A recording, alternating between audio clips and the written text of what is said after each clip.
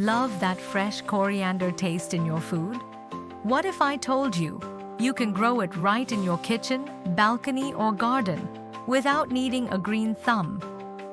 In today's video, I'll show you exactly how to grow coriander from seeds at home, step by step. It's easy, fun, and super rewarding. Let's get growing. Here's what you'll need. Coriander seeds, whole, not ground. A wide pot or container, at least 6 inches deep.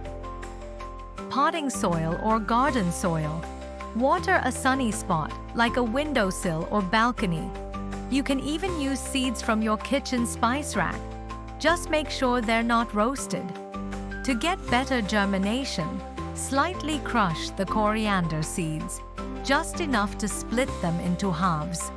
This helps them sprout faster. Soak them in water for 6 to 8 hours or overnight. This softens the outer shell and gives them a great head start.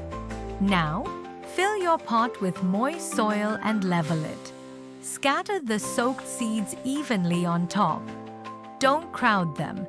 Give each future plant a little space to breathe. Then, cover lightly with a thin layer of soil, about ½ an inch. Pat gently and water with a spray bottle. Place the pot in a sunny spot that gets at least 4 to 5 hours of light daily. Coriander loves the sun. Keep the soil moist but not soggy. Water it lightly whenever the top feels dry. In about 7 to 10 days, you'll start seeing little green shoots pop up. That's your coriander coming to life. Once the seedlings are a few inches tall, thin them out a bit by removing weaker ones. This gives the healthy ones more room to grow. Your coriander will be ready for harvest in about 3 to 4 weeks. Once the plants are 6 inches tall, you can start snipping the outer leaves. Always cut from the sides and let the center keep growing. This way, you'll have a continuous supply. Quick tips.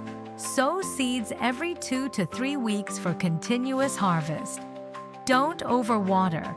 Coriander hates soggy roots.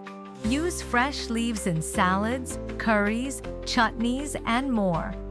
If you found this video helpful, give it a thumbs up and don't forget to subscribe for more home gardening tips. Let us know in the comments. What herb would you like to grow next?